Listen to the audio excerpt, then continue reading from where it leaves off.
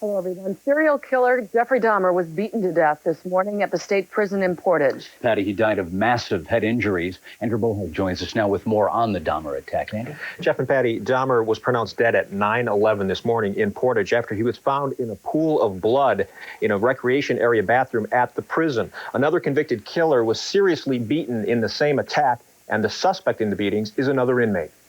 The Department of Corrections says Jeffrey Dahmer was not in isolation, that he was living with other inmates, and there were no immediate safety concerns.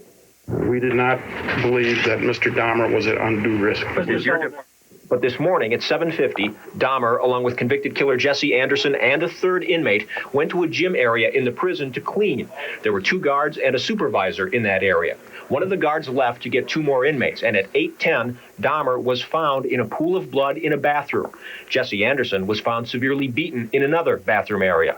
Sullivan says the third inmate who was cleaning is the suspect. And I believe the suspect was in the housing unit, the same as Mr. Dahmer. Sullivan says there is no indication of what the motive was or that Dahmer was in any way a marked man. We did not hear rumors to that effect. We did not believe there was a contract out on his life. Sullivan said late this afternoon that he doesn't know if Dahmer and Anderson were beaten with something or if they were slammed into the tiled walls and floors in the bathroom. They're doing an autopsy on Dahmer this afternoon. Sullivan did say that Dahmer and the suspect had been working together on this cleaning detail for the last 3 weeks without incident. Dahmer was attacked earlier this year. Is there a connection, or was it a sign that he was, in fact, a marked man? According to corrections, no connection between the 2 attacks. Sullivan said staff at the prison and Mr. Dahmer himself considered the earlier attack in July an isolated incident. Sullivan said Dahmer had never complained that he felt unsafe, either in the housing unit in which he was living or on the work detail that he was on this morning. All right, we'll be following. Thank you, Andy. Just after 12 noon today, a seriously injured Jesse Anderson was admitted to Madison's UW hospital. At this hour, Anderson is listed in critical condition. While most of the attention of today's attack is focused on Jeffrey Dahmer, Anderson's crime also made him notorious. Reporter Tony Ganley joins us now from UW Hospital with more on Jesse Anderson and his fight for life. Tony? Authorities say that 2 members of Jesse Anderson's family have come here to the UW hospital to be by his bedside. Now, 2 years ago, Anderson's crime shattered his family and aggravated racial tensions in Milwaukee. On the surface, there seemed nothing wrong with the Anderson family picture. But in the spring of 1992, a day out for the Cedarburg couple ended with both Jesse and Barbara Anderson being stabbed. The woman that was stabbed was hit 5 times in the head and is unconscious. Okay. And he wanted me to call you. Okay. Jesse Anderson said a black man wearing an LA Clippers cap and another African-American man had attacked he and his wife. But police later found that Anderson himself had bought this cap from a teenager at a mall. They also found that the murder weapon was Anderson's fishing knife. Jesse Anderson continued to deny that he killed his wife, but his wife's relatives felt the guilty verdict in Anderson's trial was the right verdict. We feel that justice has been served. However, the decision is a very hollow victory for all of us. The loss of Barb is never going to be filled, but knowing that the killer brutally stabbed his own wife is going to jail for life is the only satisfaction that we have left. Detectives with the Columbia County Sheriff's Department and investigators with the State Justice Department's Division of Criminal Investigation are hoping to talk to Jesse Anderson if he recovers from today's attack. I'm Tony Galley reporting live from UW Hospital.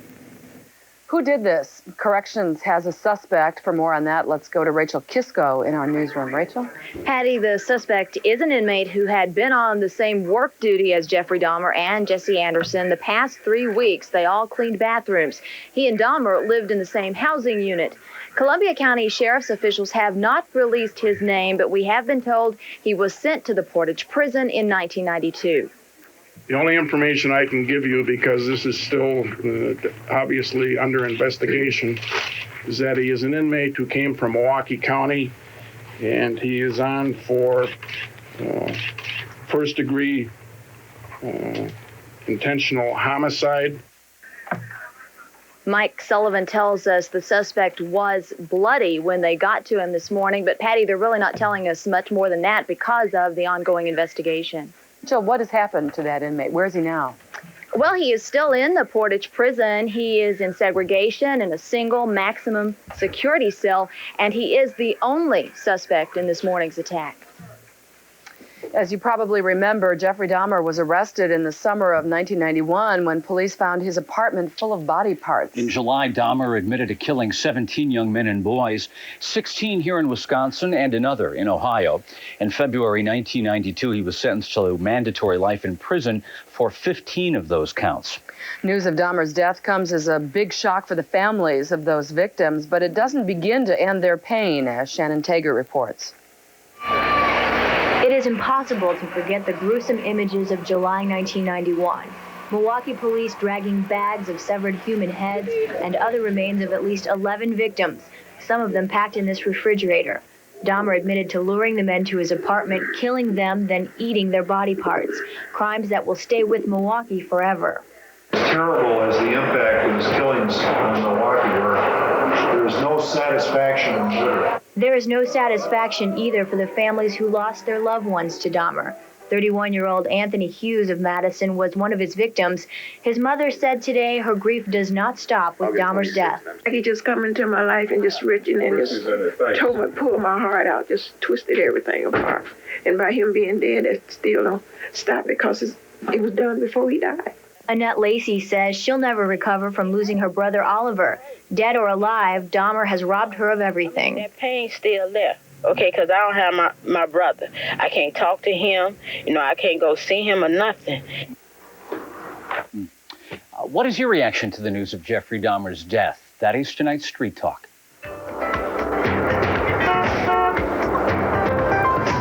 I find it rather disturbing. I'm sure we all have something coming to us, but I think that's rather kind of a cheap shot, and it's too bad that they allowed that. The correctional system allowed that to happen.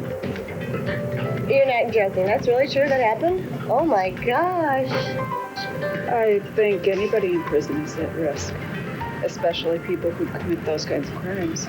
Well, he can deal with his problems in the afterworld, in the afterlife. And that is tonight's Street Talk.